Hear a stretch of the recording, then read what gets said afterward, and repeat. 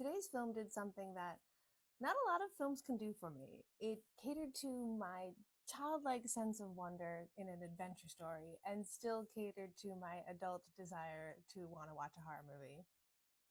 How can you walk that fine line? Well, watch Dave Made a Maze. It is about a guy who builds a maze in his house, and his girlfriend comes home. He does it over the weekend while she's gone, and he's stuck inside. She has to go in with a group of their friends and rescue him. It's kind of closer to House of Leaves in that, like, there's a house inside the house that's bigger than it appears. House of Leaves is a wonderful horror story. If you haven't read it, I highly suggest it. It's a lot darker than Dave Made a Maze, but it is in that spectrum of, like, the house is the horror, the space is the horror, liminal horror space stories, let's call it that. If you're a fan of Terry Gilliam, I would absolutely check this out. It is bizarre, but still whimsical, dark, but still light. It's definitely still a horror story, but I would have my friends who are like, I can't really do things that are super scary or super gory. I would still tell them to watch this.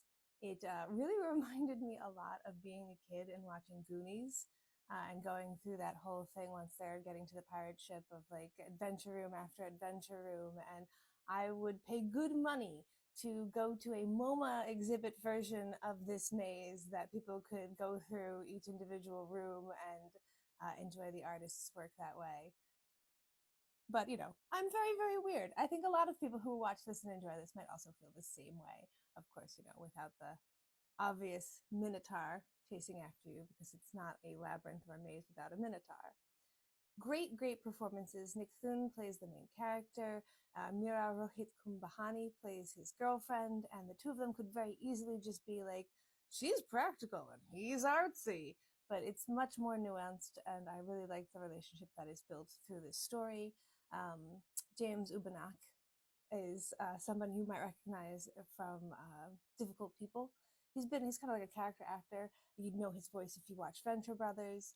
He really steals the show in this as the head of the documentary crew that can't really stop getting involved in the documentary. And of course, the Scott Narver and Frank Caetti, who play the camera crew guy and the sound operator. Man, if you've ever actually been on a set, those guys, they kind of nailed that sort of feeling in a very meta way. This film has a lot of, like, fourth wall breaks, and if you're into filmmaking, I would highly suggest this.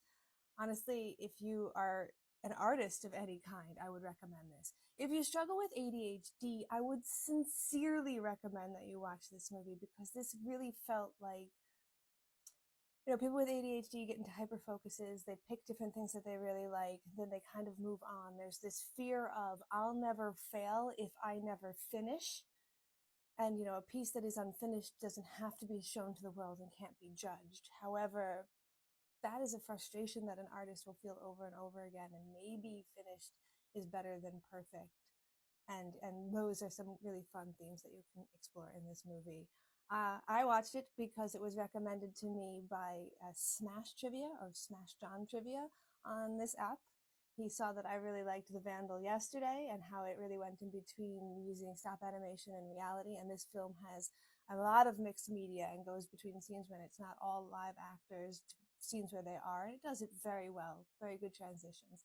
Not quite as eerie as The Vandal does, but in a whimsical and fun way that I totally, totally enjoyed. As you can see, because you get 5 stars. So I really want to thank you. Thank you for that suggestion. It popped up in my feed at the exact same time someone else on my letterbox recommended it. And it just felt like, well, that's what I'm watching today.